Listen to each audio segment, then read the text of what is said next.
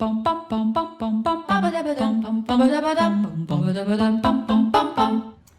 makers, welcome to Muse to Go. Today we're going to be doing Painting 101. So it's going to be like going back to school a little bit, and if you were to focus in painting. And I know a lot of us aren't super familiar with the painting tools, maybe acrylic paint itself, or how to hold a paintbrush, or any of that stuff. So this is going to be our time to focus in on those things, and hopefully you learn a little bit about that stuff, and then you can apply it when you're creating your own pieces of art at home. So I have one of our painting kits in front of me. I've got our canvases, brushes. Make sure you have a vessel of water, right? You always want to make sure that you have one of those ready to go if you plan on painting anything. And then a paper towel is always helpful to tuck underneath there to make sure you can dry your brush out really well. I have the paints here and mixing plates. So these are going to be helpful to mix colors. So that's the intention for these guys and all of this stuff. I'm not going to be painting just yet. First, I want to focus on a few different things. I wanted to talk quickly, well, we kind of talked about the painting station already. This is how I always prefer to set mine up. We have our paint in ramekins, or maybe it's in a tube. If you want to put that on a plate to use it as a paint palette, you're more than welcome to do that.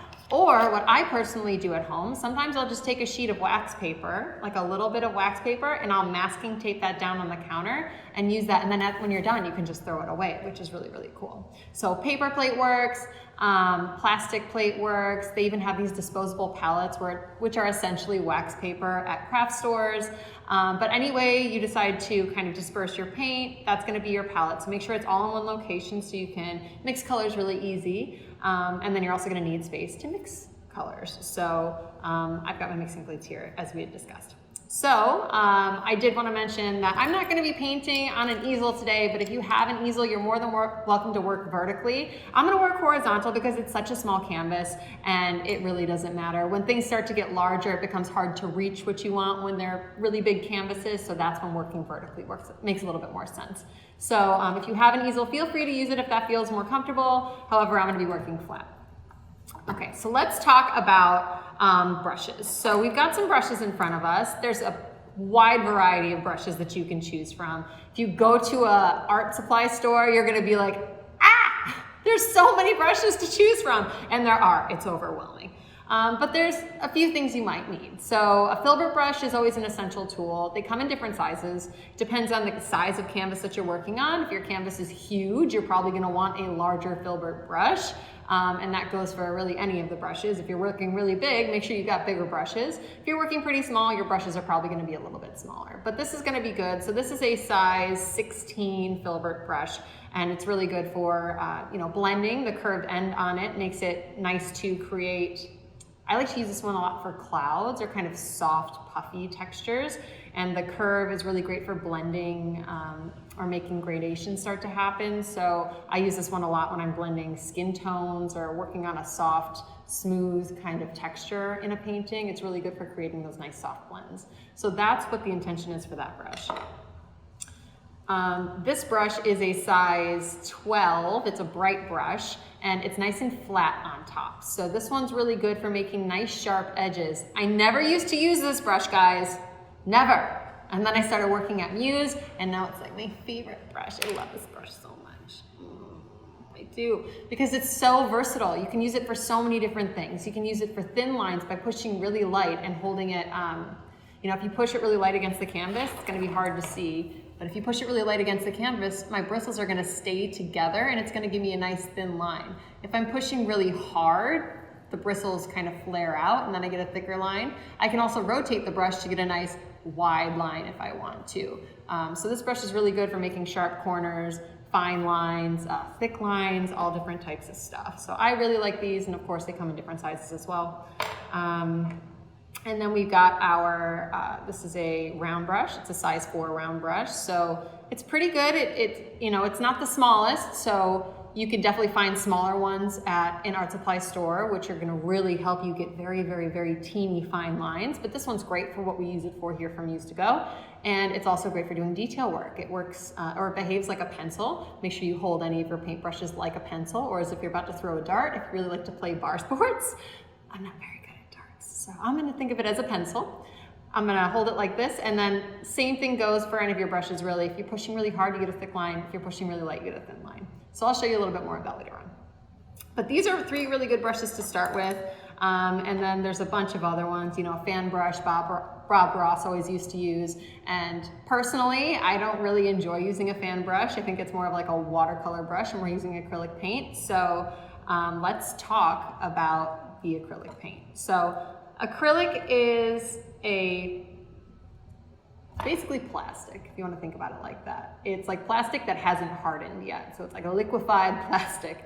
And it's really good for a few reasons. So it's really good at, you know, it dries really fast, so that makes it super easy to use in a short period of time. It allows for you to layer paint on top of itself quite a few times in a short period of time, as opposed to oil paint. Oil takes a lot longer to dry. So it gives you a few benefits in the fact that it won't dry up on you super fast, so you can go in and mush the paint around for long periods of time, whereas acrylic paint is going to set up a lot faster, and you're not going to be able to do that so much. So you have to work faster with acrylic paint. Oil paint also incorporates a lot more, there's a lot more pieces to the puzzle. There's like oils and glazes and things that you can add to the paint itself to change up the viscosity of it, to make it go on more transparent. It's also toxic, so we like to use acrylic paint here because we don't like to have to deal with the smells that come along with oil paint and the toxicity of it. So acrylic paint is great for that too. It avoids any of those issues. So acrylic paint is really fun to paint with, and that's what we use here at Muse. So we're going to be learning a little bit more about that. The cool thing about acrylic paint as well is if you really like the idea of learning how to watercolor, if you water down acrylic paint enough, it behaves a lot like watercolor does. So we're going to look at that too. All right, so to elaborate a little bit more on the paint itself and kind of how it behaves, the agent that thins this paint out, acrylic paint, is going to be water. So we're just going to be using paint and water to get the effects that we're going to be doing right now. And so I want to just show how the paint kind of reacts to water the more you add to it. So the first thing we're going to do, and you can pick whatever color you want. I recommend yellow, red, or blue. I'm going to use blue. And I'm just going to dip I'm using my medium brush into it. In the top of one of my canvases, I'm just going to start by applying a little bit of that blue paint.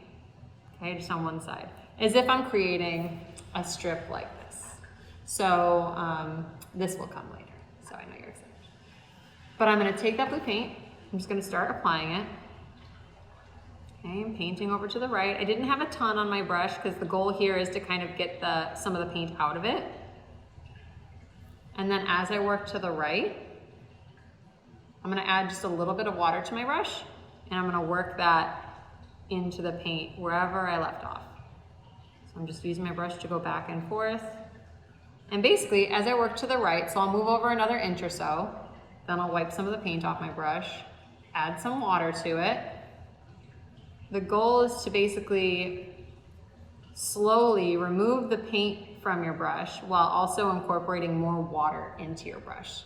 So therefore, you're going to start to get a gradient, or like a gradation from the blue paint into what we would call a wash. So a wash is like something that's utilized in watercolor. It's utilized in all painting, but it is like a watercolory look. So it goes on very sheer and transparent. I'm going to keep going, getting some of the paint out of my brush, adding a little bit more water. Okay. And the blue paint is like, there's some colors are more powerful than others. Like the blue, for example, is pretty powerful. So it might take a little bit longer until it completely fades into basically being see-through. But a color like yellow, which is a little bit less powerful, might end up doing it a little bit faster. Okay. So now I've incorporated water into my brush. You can see that all the paint is now out of my brush, and I've just incorporated more and more water as I've worked over to the right to get this nice sheer, transparent look. So you can see what the paint looks like when there's no water at all in it, and then what happens when it's basically all water and just a little hint of paint in it. So we do end up getting this nice watercolor look to our paint as we kind of got to the middle and the end there. Now let's see what happens when we just use pure paint, blending from one color into another, no water, okay? So I'm gonna we're gonna go from blue into red. You know what? I'm gonna switch it up. I'm gonna do blue, and then I'm gonna go into yellow. So I'm gonna take just plain blue paint. I'm gonna start over here on the blue side again. Adding another strip. And before I go right into the yellow paint, if you would like to, you can definitely take some of the yellow paint and put it on a mixing plate just so you're not putting blue paint right in there. I'm actually gonna do that so I don't contaminate. Contaminate seems like such an intense word to use, but we're gonna try and keep that yellow fresh. So what I'm gonna do now, as I work over to the right, I'm gonna get, just like I kinda did here, I'm gonna wipe some of the blue paint out of my brush to control how much is on there. And then I'm just gonna put a little bit yellow paint on the end of the brush. And then I'm gonna start to incorporate that into the blue. And yellow and blue make green. So now we can see that. So where the two colors are meeting up, I'm just going back and forth like this. You could also use vertical brush strokes to blend. So I'm going from one color into the other to get that transition to start happening more smooth. But I'm gonna keep working over to the right, and just every time that I add more yellow to my brush, I'm just gonna tap my paintbrush off on the paper towel to get some of that extra paint that's in it out. And that's gonna make sure that that gradation happens a little bit smoother. If I keep too much paint in the brush as I'm adding the yellow, it's just gonna kind of counteract that gradation that we're trying to get to happen. So gradation, I know I'm using that word a lot, just so you know. It's like ombre. It's when one color nice and fades into another one. So I wipe some of the paint out of my brush. As I want it to start becoming more pure yellow, if I'm seeing that that blue is still lingering, I can always wash up my brush real quick and then just use plain yellow paint.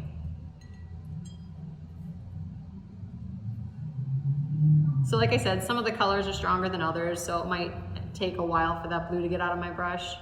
So you can kind of assist it by washing some of it out. And that's gonna happen in painting too. There's gonna be times where you're like, oh, why isn't this color out of my brush yet? It seems like it should be at this point. It's been on there forever. How is it not out? Sometimes you just gotta give it a little push out of the nest. You gotta wash the paint out of your brush. All right, so we got this nice transition from blue into yellow, and that was just using paint. I didn't use any water, I just used the paint. So it's a little bit thicker. Since we used a color like yellow that's a little bit lighter, we don't necessarily see that it doesn't have that transparency to it, but this was all just pure paint. Okay, down here you can see I have what looks like a wash, and we're gonna do that together, and then we're gonna do something fun to this one that I did ahead of time. So I'm still using that medium brush. Always make sure you're drying out your brush pretty well unless the intention is to create a wash, which in this case we're actually doing, so I'm not really too worried about it. We're gonna do a wash. We'll do the same one that we did here, so from blue into red. I'm gonna take my blue. So it's kind of like what we did to the top one, but towards the right-hand side. So I'm going to water down. So I'm going to assist this paint in making it a little bit transparent, making it into a wash by adding water to it. Water also, it makes the paint move a little bit smoother. It makes it last a little bit longer as well. So if you ever find that you're running out of a certain paint color, you can always add a little bit of water to it to elongate its life, lengthen its life. Elongate sounded weird. Okay. So I've got this watered down blue, and eventually I'll make some watered down red too. And I'm gonna add the blue, so it's going on nice and sheer. Okay, and I'm gonna paint over here to the right a little bit. Okay. I should have maybe made my wash ahead of time, because now we're gonna have to work fast. So I'm gonna use this brush real quick to make me a wash of my red. So just like I did with the blue, I'm just gonna take a little bit of red paint, add some water to it.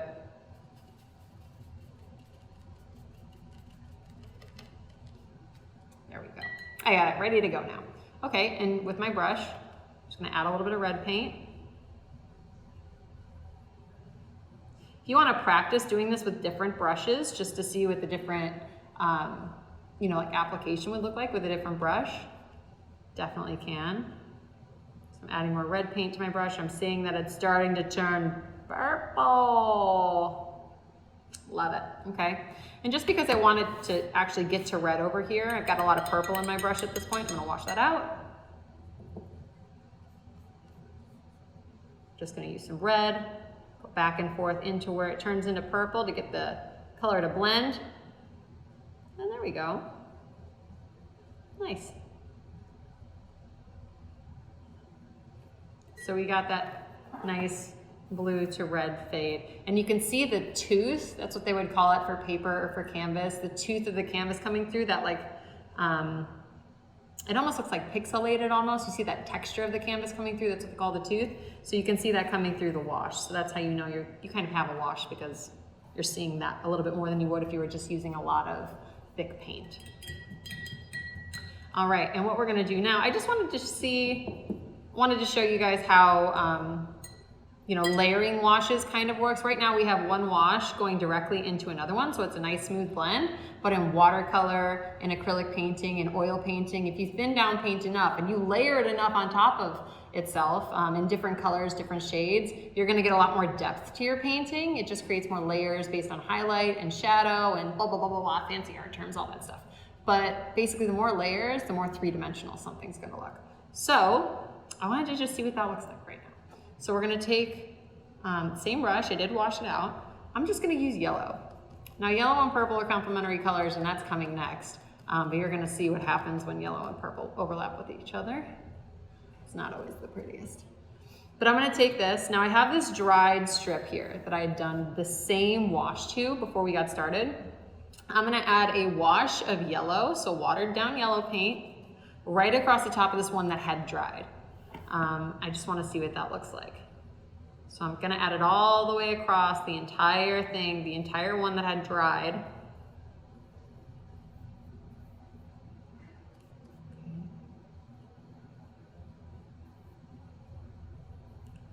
So this is what we call, well, it's not technically optical mixing, but it's, we're getting nice layers. So you can see what used to be blue into red. Now, because we've layered yellow on top, we know blue and yellow make green, and red and yellow make orange. So now it almost looks like we've got green going into orange, which is really cool. So we did that without even having to mix up a green. We just layered the colors on top of one another. So that's another way to achieve blending in painting, by just adding a color that you know mixes with another one to create the color that you want. So that's kind of, it's almost like a life hack. Kind of fun. All right, so that's playing around with color a little bit. Now you can get a sense of what the paint acts like. If you wanted to as well, one more thing you could do would just be to take a big glob of your paint and just kind of mush it against the canvas. Like mush it, have it be a little bit lumpy, bumpy, and then wait for it to dry and see the texture that you get based on how the paint dries, because acrylic paint holds its shape once it's dry, and that adds cool texture to your painting. So that's something that you can kind of play around with, play with different brush strokes and see how that would work out. Okay, so that's the first step of our lesson here, and then we're gonna move on to something else in just a second.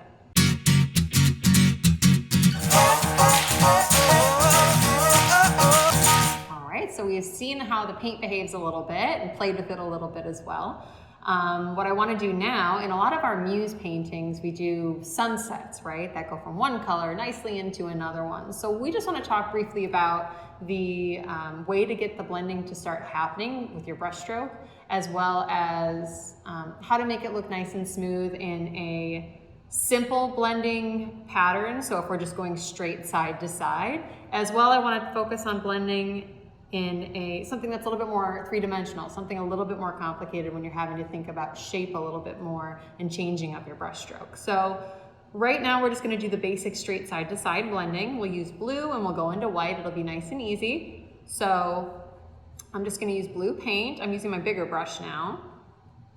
And on my canvas here, I've actually added in a line at the halfway point going all the way across. So we're going to take care of this horizontal blending here. And then as we work down here, we're gonna actually be blending on two circles. So all I did was I traced a cup right there on my canvas to give me the circles I wanna blend into. So just so you know how I set up my canvas.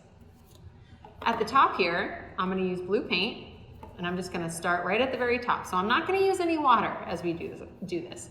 If I wanted to, so let's say, you know, we kind of played with water as we were doing our washes before, as I'm painting a sunset or something, as I'm working independently on my own, I could always, as I start to see something a little bit gritty, if it looks like a dry marker, you can always add water to your brush because water thins out the paint, it makes it fill in those little holes, it stretches the paint further as well. So like I said before, if you start running out of paint and you want to kind of extend the life of it a little bit longer, you can always add some water to it. But I'm gonna try and avoid water, but you could see kind of how it behaved after I added that water to it. So I'm gonna keep using blue. And let's say at about the halfway point, I want to start seeing this blue blend into white. Maybe it's like the horizon, it gets a little bit lighter down there. So what I'm gonna do is, I like to monitor how much blue paint I have on my brush. It's a very powerful color, we kind of played with it before. I'm just gonna get some of the paint off of it before I go right into my white paint. Similarly, if I didn't wanna get any paint color in my white paint, I could just put some white paint on my plate here, and then I wouldn't have to worry about that. So I'm putting white paint just right on my brush. There's still blue paint in it because that's gonna actually help me make this blending transition happen. Working with that paint, it's gonna help us as an aid to get the blending going. So I'm gonna use my brush, pushing long brush strokes when you go from one side all the way to the other and you're not doing these little tick, tick, tick, tick, tick, tick, tick brush strokes. You see how that's kind of rough looking? I'm trying to go for smooth right now. So I'm gonna make sure that my brush stroke goes from one side all the way to the other, okay? So I got this starting to happen and I use my brush to go up into the blue a little bit and back down into the area where I added the white. That's kind of starting to have, help that transition start happening. Now I'm gonna put more white paint in my brush because the goal is to get it to fade into white down there at the bottom. So I'm gonna keep applying that. You do have to use a little bit of pressure. We're using medium body acrylic. Body basically means the thickness of it or the ability for it to spread easily. So it's medium difficulty, we'll call it that. You can get very thin acrylic paint or like a tempera paint, which glides really smooth, but generally it doesn't cover very well. You would have to do a lot of layers of it. This is medium, so covers pretty well, but it does take a little bit of muscle. So I've got the blend starting to happen. I used white paint and I kind of continued to build down towards the bottom. Because I want the bottom to be pure white and I still have blue paint in my brush, I'm gonna wash the paint out of my brush. Otherwise, it's just gonna continue to spread. So I'm washing that out, and now I'm just gonna use plain white right down there at the bottom. And there we go. Oh, it's like she's painted before. It's crazy. Look at that. And I will show you a little trick. I've got this kind of rough spot up here at the top. I said I wasn't going to use water. I lied to you. I won't do that again.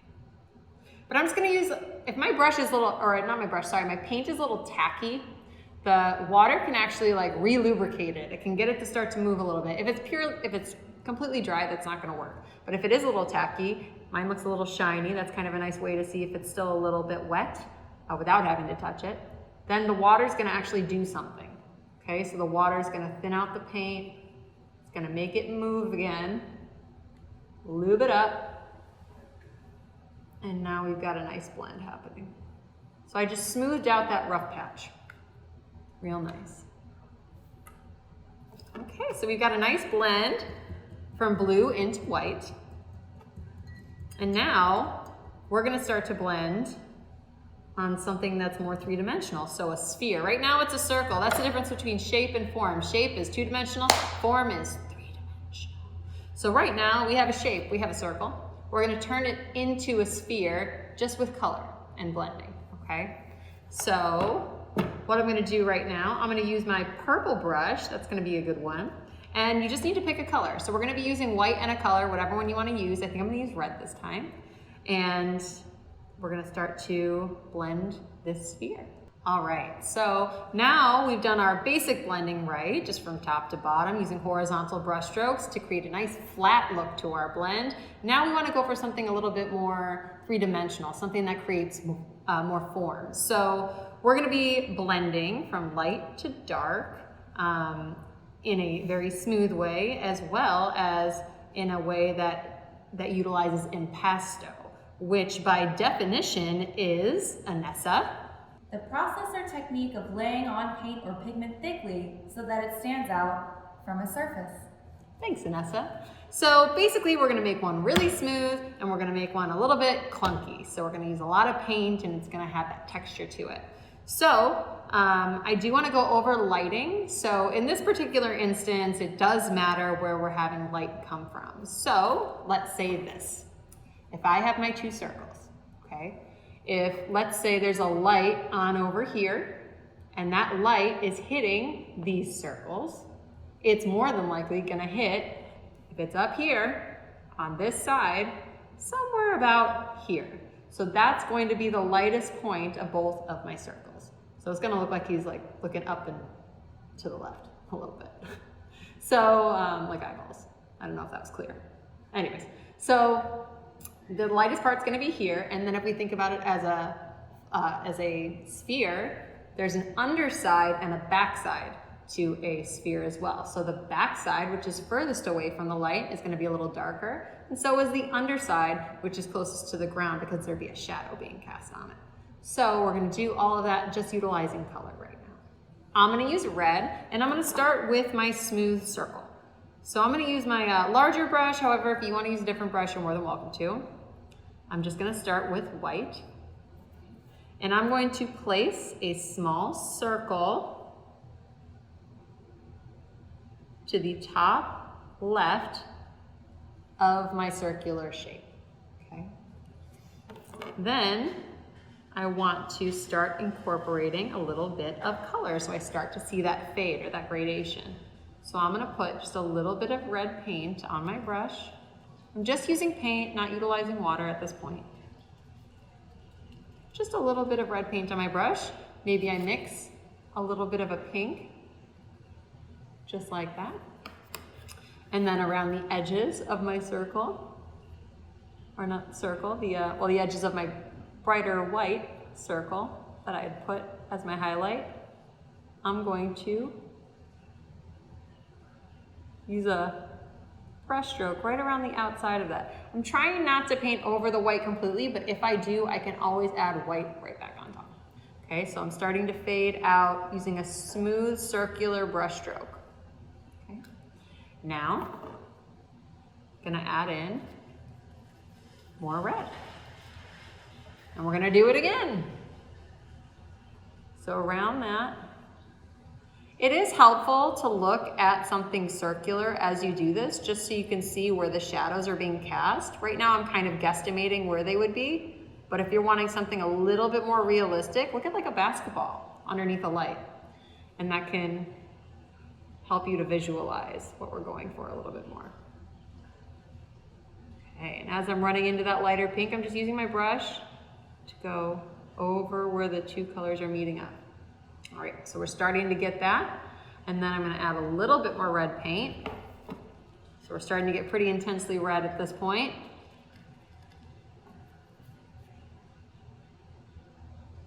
And now we're on the back side of the sphere.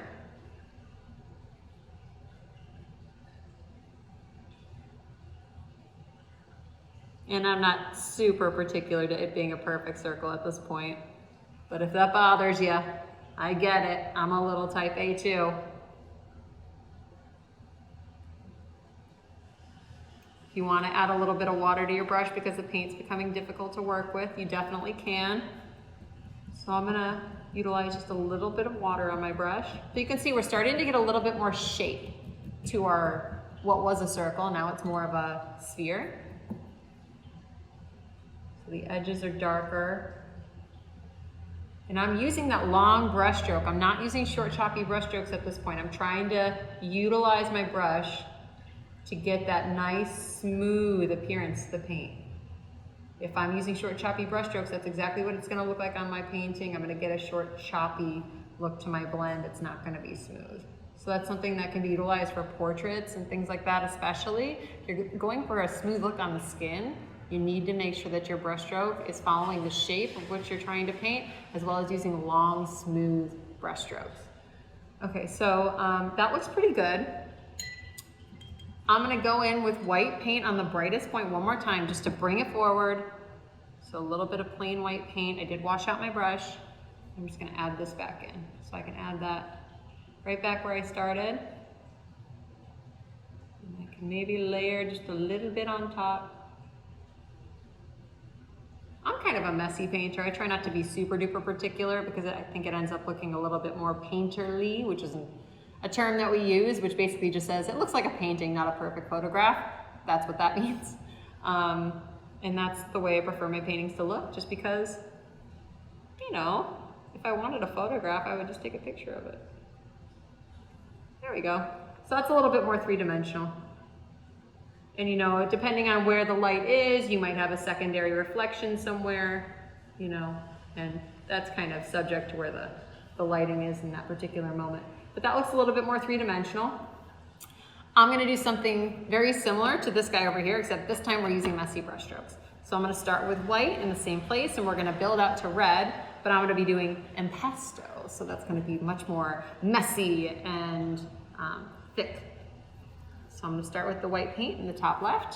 So I'm just gonna do like a smushing. We're not doing like a smooth, radiating brush stroke anymore. We're doing something a little bit messier than that. I'm just kind of, not quite stippling. It's almost like a miniature brush stroke. I'm kind of laying the paint down as opposed to brushing it back and forth. I'm just laying it down, pat, pat, pat, pat, pat. And then I'm gonna do a little bit of mixing, because with this type of brush stroke, when you're laying it down, there isn't a ton of time, unless you're going back and forth a lot over the area where the two colors meet. You will start to get a blend, but I almost like to mix the color ahead of time and then just lay it down where it's supposed to go if I'm going for that kind of texture. So you can see it is mushing into that white paint around the edges. Make sure you've got enough of the paint mixture if you did mix it up, so that you know, you're not going to run out as you need it.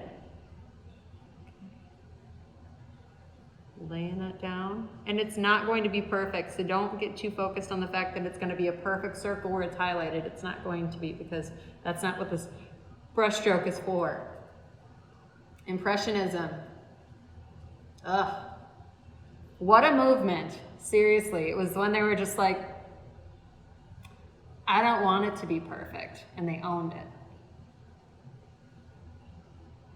It's about the intention. And I think the colors and things that were used during that movement were just, the color was the focus, you know, how it played against itself, or even the brush stroke, the way that the paint was laid down. It was more about the materials than it was the subject matter. Monet's haystacks. Shut up, I love it so much. Colors always look so vibrant and iridescent. Oh, art terms. Bringing out my inner art nerd. Okay. And now I'm just gonna use plain red around the edge. So I'm still using that messy brush stroke. It looks so cool, you know, when you allow yourself to be messy and be free.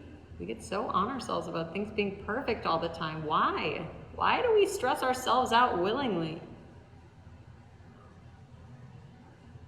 That was beautiful, Anne. Just eat chips and sit on the couch, you know? Stop stressing.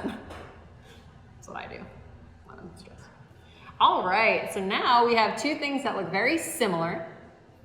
And, you know, similar in the way that the color's distributed, but not necessarily same in the brush stroke. So we're getting the same effect.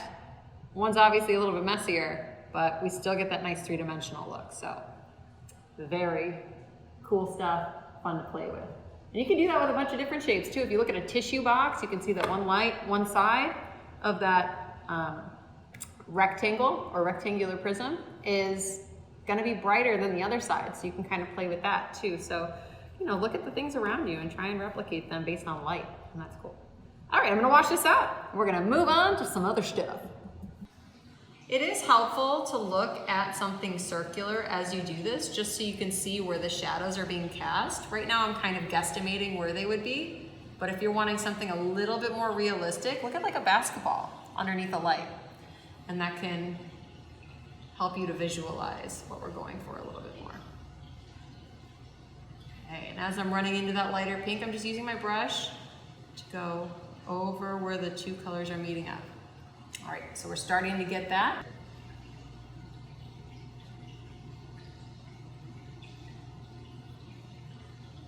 And I'm not super particular to it being a perfect circle at this point, but if that bothers you, I get it. I'm a little type A too. So the edges are darker. And I'm using that long brush stroke. I'm not using short, choppy brush strokes at this point. I'm trying to utilize my brush to get that nice, smooth appearance to the paint. If I'm using short, choppy brush strokes, that's exactly what it's gonna look like on my painting. I'm gonna get a short, choppy look to my blend. It's not gonna be smooth. Laying that down. And it's not going to be perfect, so don't get too focused on the fact that it's gonna be a perfect circle where it's highlighted. It's not going to be, because that's not what this brush stroke is for. Impressionism. Ugh. What a movement. Seriously, it was when they were just like, I don't want it to be perfect, and they owned it. It's about the intention. And I think the colors and things that were used during that movement were just, the color was the focus.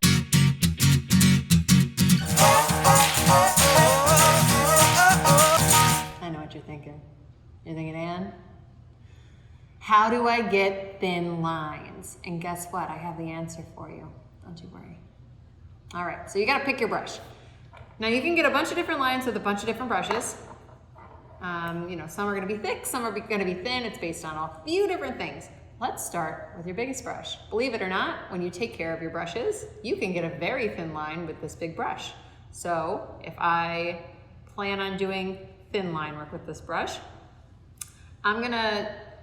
if you're painting on raw canvas and just doing line work like this, your paint's probably gonna go on pretty rough. So incorporating water into the paint, into your black paint, which is the color I'm gonna use, I'm just gonna incorporate a little bit of black in with some water, maybe even a little bit more than that.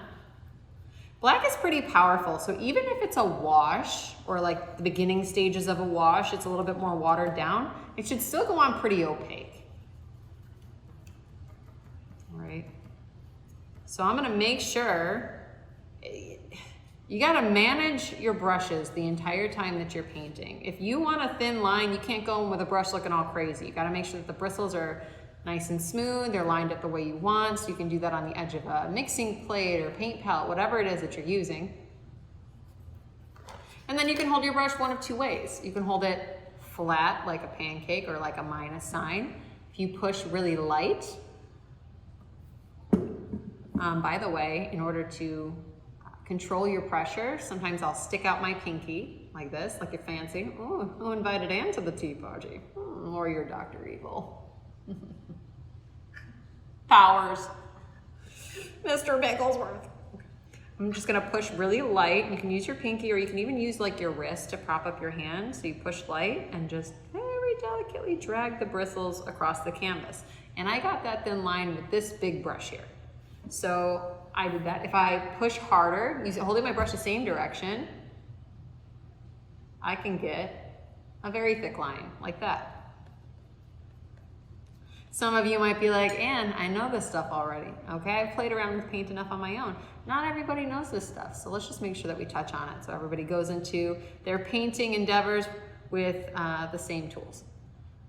So if I hold my brush the opposite direction, like the letter I, and I brush horizontal like that, I can get a very thick line, and then even thicker than that, if I push as hard as I really can with this brush, you can see how thick these brush strokes can get. This looks like a makeup tutorial all of a sudden, doesn't it? Look at this wing I just painted. Anyways, so that's fun. So you can get a bunch of different lines with your big brush, same with your medium brush. I'm gonna use the same paint. If it's going on too see-through, add more paint to it. Painting's very much a balance of water and paint. You gotta know what you want. All right, same, holding my brush like a minus sign. Pushing very light, barely dragging it across the canvas. Oh, look at that thin line, that's so nice. If I push harder, holding it the same direction, I flip it like a letter I.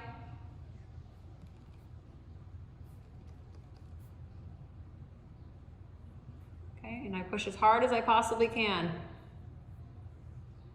There we go. Now there is something to keep in mind with these brushes, something I didn't talk about, is if I'm painting a curvy line versus a straight one with this brush and I don't rotate my brush at all, this is what's gonna happen. So let's say it's a wiggly line. You can see that the line is very inconsistent because the brush, we're going from thin to thick in every movement that we make. If I wanted my line to remain very consistent, I would have to manipulate the brush to do exactly what I want it to do. And even still, you can see it wasn't totally consistent. So for lines like that, where you're doing a lot of twists and turns and you want the thin lines, that's when this guy comes into play, your round brush. It's very good because it's consistently the same shape and size, no matter which direction you use it in. So, my small brush, if I push as light as I possibly can, nice thin line.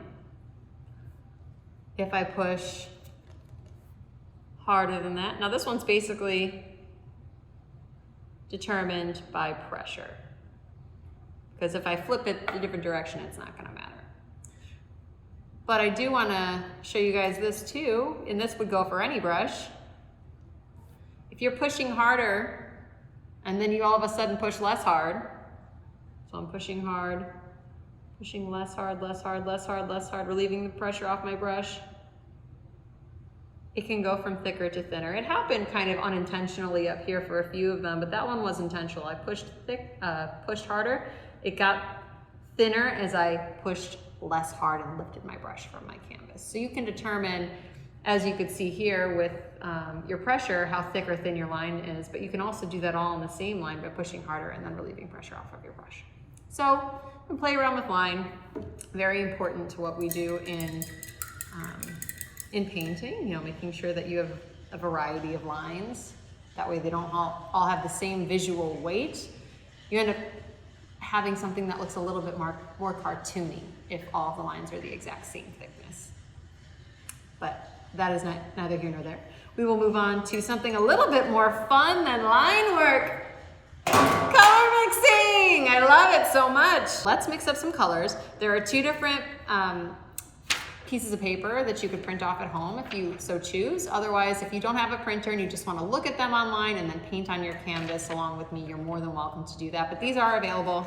So there's one that's geared more towards adults, and then there's one that's geared more towards kids. Now, if you want to paint the kids one as an adult, by all means, please do. I'm a kid at heart myself. But this one's just a little bit more fun. It's fruits and vegetables. Maybe you'll teach them a little something about nutrition too. Okay, so I'm not gonna be doing that one right now, but I am gonna be doing the color wheel, and I'm gonna use my medium brush. Now we have 3 different colors that are very, very important in front of us. We have red, yellow, and blue. Now, do we know why those are important?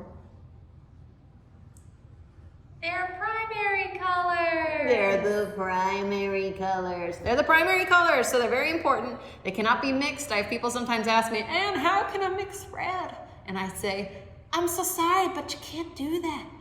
Is it possible? But if you figure out a way, please tell me. You can't mix these guys. So they're primary colors, but they mix any other color, which is really awesome considering it's just 3 colors that can make all the other colors. Mind blowing. Okay, so I also have white and black, which we're gonna utilize later, but right now, let's get these primary colors on our color wheel. It's easily labeled, so it's gonna be as simple as just painting in those shapes. So I'm gonna start with red. Boop, boop, boop. Now, this is just for reference later on. It's also just for practice. So if you go outside the lines on your sheet, nothing bad's gonna happen, I promise, guys. So my type A personalities, let's just relax for right now. Let's just relax. This is fun. We're having fun. Okay. All right, so we've got red paint in the red section. Now we're gonna add in our yellow as well as our blue. Like I said, they're all very clearly labeled. So if you need instructions for this, I'm sorry. That's all I got. Paint those in. Try not to use a lot of moisture. It is a piece of paper, so the water is gonna make it a little difficult to work with. Okay, yellow is on. Yes. Look at that. It's also kind of fun to watch the color change of the water. Until you've got too many colors in there, and then all of a sudden it's like a murky, grayish, green, brown, and you're like, I should have stopped after 2. Okay, so we're gonna use blue now to paint in the blue space. Wow, I love this blue. It's so vibrant.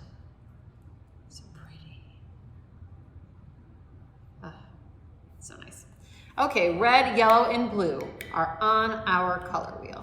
Now we're gonna make our secondary colors, and those are basically, if you look in between each of your primary colors, you have a shape that's right in the middle of each of them. Those are the ones that are gonna be your secondary colors. So we've got green, purple, and orange. I'm gonna start by making orange. Now red is a little bit more powerful than yellow is. So I always, when making orange, use a little bit more yellow, or like kind of twice as much yellow as I ever would red. So yellow, red, we're mixing them up. Would you look at that? It's orange, like a Nickelodeon orange. Am I dating myself? I don't know. Nickelodeon orange, right there. That's gonna go right in our orange section.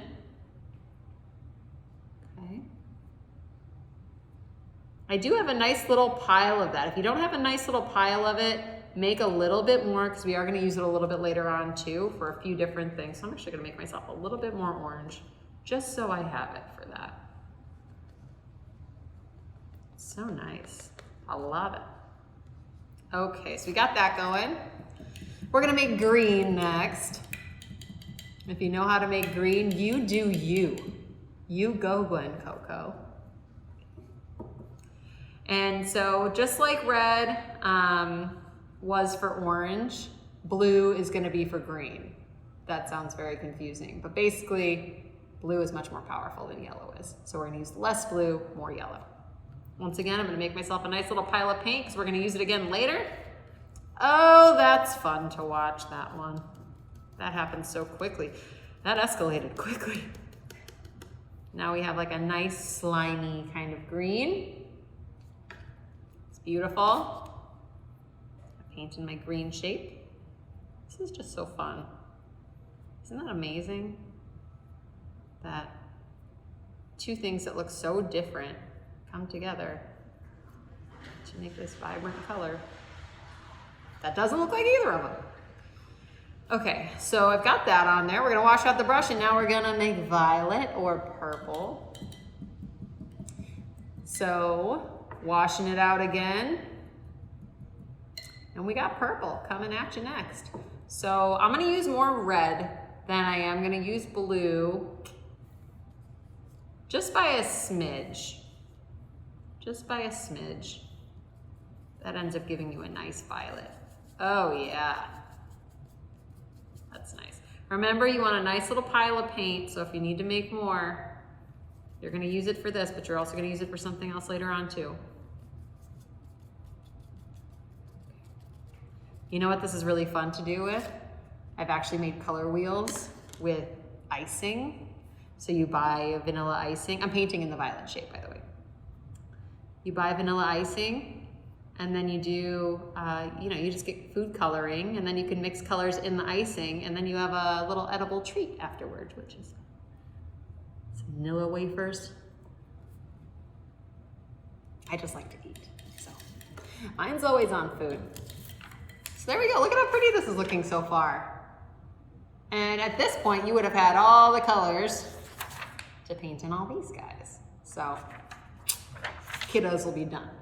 But we got all this on here. Now we got the tertiary colors. These are a little bit more finicky. You just need to make sure that you are adjusting them properly. So the little piles that you've made, of each of your secondary colors, think about splitting each of those in half now. We're gonna turn each of those piles into 2 different colors. So what I'm gonna do next to red, in between red and orange, we have something called red orange, an original name, very original. So on the left side of orange, we have red orange, and on the right side of orange, we have yellow orange. So we need to take half of this orange and make it more red. So we end up with like a nice fiery red color. Oh yeah. So you can see the difference between orange there and then our red version of that. And I'm gonna put that where red orange goes. Oh, this is such a nice little rainbow when you're done. It feels so, it's like one of those oddly satisfying things. You're like, oh, wow. So I've got my red orange, and it shouldn't look like either of these 2 colors, right? It should look slightly different because we want to make sure we're seeing that shift in color. All right, I'm gonna wash out my brush, and now I'm gonna make yellow orange out of the rest of my orange here by adding more yellow to it. So one side I turned into red orange, one side I turned into yellow orange. So now I've changed the other half of my orange to a yellow orange by just adding more yellow paint to it. And something I actually haven't said yet, but is worth mentioning before I go on a tangent, paint in your yellow orange. So something I haven't mentioned yet, but I think is worth mentioning, is that at Muse, we rarely use palette knives. If you feel so tempted to use a palette knife, you are more than welcome to do that. The handy thing about a palette knife is that it doesn't absorb any paint. So the brushes, sometimes they will absorb some of the paint that you mix, making it so you can't use it really on your canvas. You end up washing it out in your can of water. So if you don't want to run into that problem, you can use a palette knife. It's, you can use a butter knife, plastic knife, something like that at home. I know artists that use very unconventional materials, business cards and such. So whatever works for you. But I am just going to be mixing up with my brushes. I'm also mixing in a small pile. I'm not like spreading it all over my plate, because then I'm not going to have a nice little pile of paint. It's going to basically be painting my plate, and then I'm not going to have any paint to use later on. So just make sure you're keeping your paint that you mix right now and forevermore in a nice small little pile. So I'm going to wash that out of my brush. We've got this nice beginning stage of our color wheel. It looks so pretty.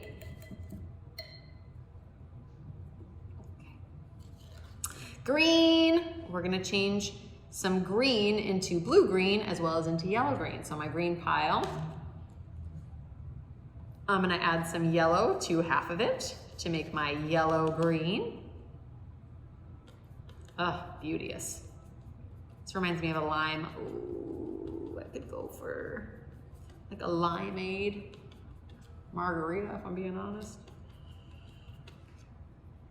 All right, we're painting in yellow green. Should be somewhere between yellow and green. Beautiful. Now these are hues, that's what these are. So there isn't any white added into any of these. These are pure pigment right out of the tube of paint. So they're turning out very vibrant. They're also a little transparent because of that. If you were to paint them on a canvas and there was like something darker painted underneath, it would be a little trickier to cover whatever was underneath, because these are just pure pigment. There isn't any opaque agent added to it like white. Okay, so let's change the other half of your green to blue-green by adding just a little bit of blue to it. Oh, it's a nice deep jungle-y kind of green. Paint my blue-green. I might even add just a little bit more blue to that. Yeah. That's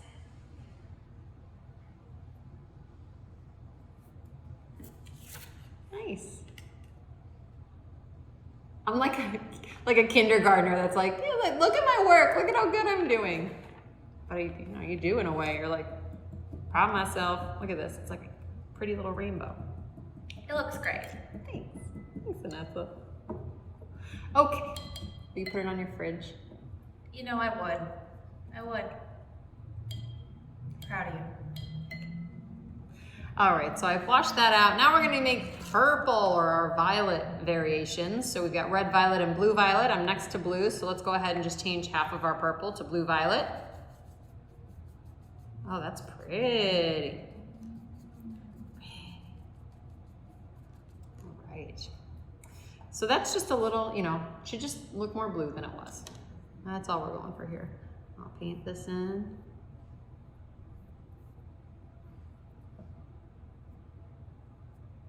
Beautiful. And then we have red violet, which is just a red version of violet.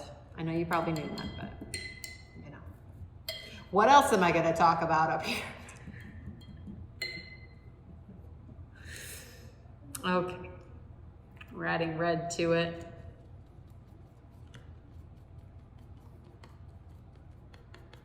Nice. And this ends up looking a little bit more plum now.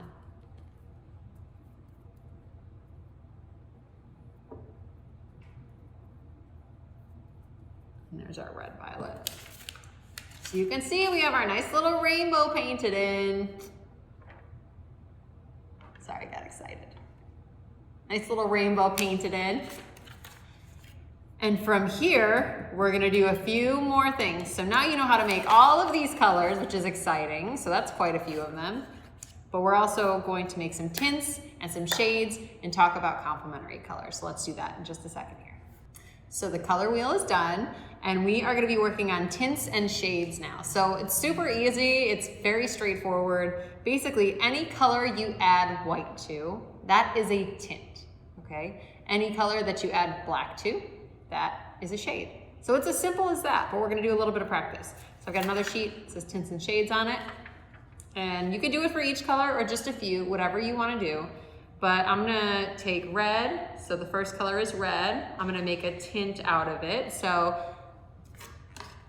a tint can also in itself be another color. So in this case, if I add white to red, that gives me pink. It gives me pink. So I'm gonna just add a little bit of white to my red. And one of my circles here, I'm going to paint with my tint or my pink. Okay. I would need to wash out my brush before doing the shade, otherwise there's gonna be white and black in the color, and that would be somewhere in between a tint and a shade, which would be fine, but that's not what we're going for. So I'm gonna take a little bit more red, and then I just mix a little tiny bit of black into it. Now if you use more than that, that's okay. It's still a shade, it's just I'm trying to still see a little bit of that red. And now I have like a little bit more of a maroon color.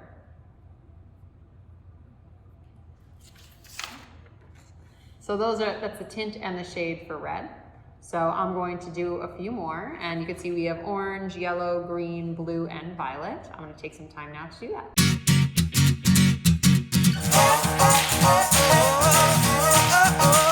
And we got this done. Woo! Tints and shades. So you add a little bit of white to whatever color it is that you're using. That's a tint. Add a little bit of black to whatever color you're using, and that's a shade. It's as simple as that, and there's the proof right there. So we are going to talk a little bit about the color wheel again for a second here. So I've got my handy dandy color wheel, and on the color wheel, you're gonna find colors that are completely opposite from one another. So we've got red and green, we've got violet and yellow, and then orange and blue. So these are complementary colors, and anything that's directly across from, you know, another color is its complement as well, but these are kind of main ones. And I just wanted us to be able to see what they look like side by side and then talk about what their significance of being complementary colors means. So I've got another sheet. Da, da, da, da, da, da. Hey, so I've got another sheet. This one's talking about complementary colors, and I'm gonna just show you what these complementary colors look like next to one another. So I'm just gonna paint what it says right here on the sheet. So I've got red that I'm gonna lay down. Okay. And just because I have a little bit of red paint on my brush and I know that I need orange for the next one, I'm going to paint the orange one because there's red and orange.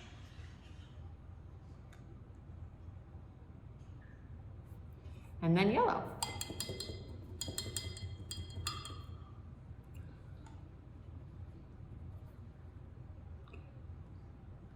Now red, orange, and yellow are also something that we like to call warm colors. Why are they warm colors? Well, because they kind of make you think of things that are warm, like fire or the sun. I got too much water. Make sure you're trying out your brush good. But things that are warm, like the sun or fire, they're generally warm colors.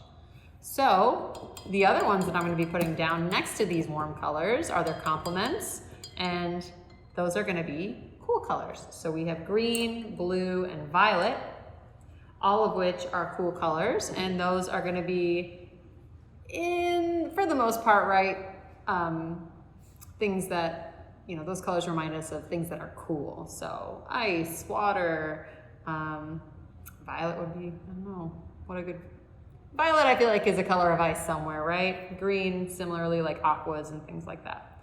Okay, so green, but those are technically cool colors.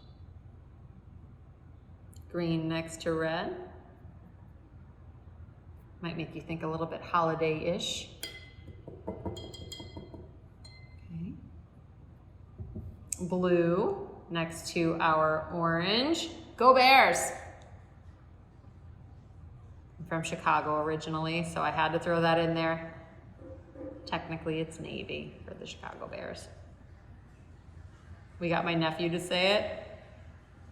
He's so cute. He was like, "Go Bears!" Running around on the couch. It was adorable. You gotta train him young. You know what I'm saying? I'm picking up what you're putting down. Sports fans. And then violet. This is why having a nice little pile of these colors before was handy. My favorite complementary colors are yellow and violet. They just really, there's something about those two colors next to each other. It just looks so nice. Okay, so complementary colors. Let's talk about the significance. Ta-da! If we look at the chart, we have red next to green, orange next to blue, yellow next to violet. Now, they're on opposite sides of the color wheel. They're complements to one another. So a compliment with an I is like me saying something nice to somebody, like telling Anessa that her hair looks very nice today. Aw, thanks. Stop it. You always look great. Okay, so that's a compliment. A compliment with an E is when something brings out the better in, you know, a partner, or let's think about it in terms of food. I love food, okay? So think about it like this. It's like a peanut butter sandwich versus a peanut butter and jelly sandwich, or peanut butter and honey, depending on what you're into. So a peanut butter sandwich by itself is awesome, right? But when you add jelly, it brings out something, it makes the sandwich better. The two things are meant to be. It's like milk and cookies, peanut butter and jelly, pizza and ranch. I don't know, that's what I'm into. But whatever you like, you know, there are certain things that go together that make each other taste better, and that's what these colors basically do visually for one another. So when you put the green next to the red, it makes the red pop out. Same with any of the other colors. So you'll find these colors a lot in team logos, mascot logos, because they're very vibrant, they're very eye-catching when they're side by side. The more you know. And then the only thing I wanted to stress about these, I'll just do one, but you would continue to do it for the other ones. When complementary colors meet up, that's a good time. So basically, when complementary colors meet one another, they make neutral colors. So they're a little muddy, they're like grays and browns and things like that. So think about that when you're mixing things on opposite sides of the color wheel. You're generally gonna get neutral tones, muddier colors. So I'll show you what that looks like with red and green. Just like we did initially with our, playing around with the paint. from one color into another. So when we faded that blue into that red, the colors slowly started to change or create that gradation. We're gonna do the same thing here, except for this time, we're gonna be using two colors that don't play well as well together. So there's red, and now I'm just gonna add a little touch of green to the end of my brush and kind of mix that. Paint the next block. Ooh, it kind of started turning orange a little bit. I'm gonna add a little bit more green as we get to the middle one.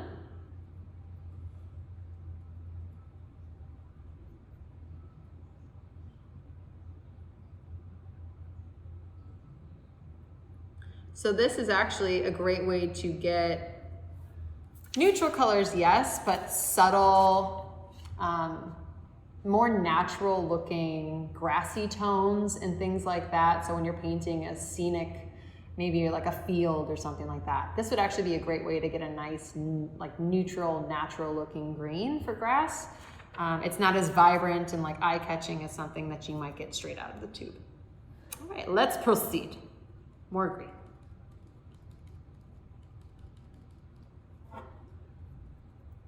Didn't change too much. All right, let's add a little bit more. And then ideally we're ending up with just pure green at the end. If I need to assist the process by washing out my brush, I can.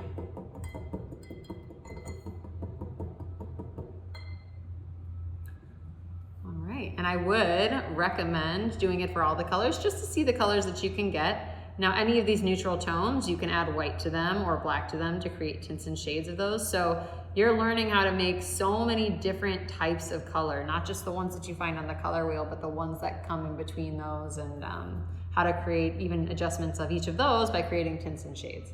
So cool stuff happening here today. So there's a gradation from red into green. You can see that we have some muddy guys in the middle here, and that's all right because it's helpful to know how to make every single color. Even though I think the human eye can only see a certain amount of colors. So there are colors that we don't even know exist, guys.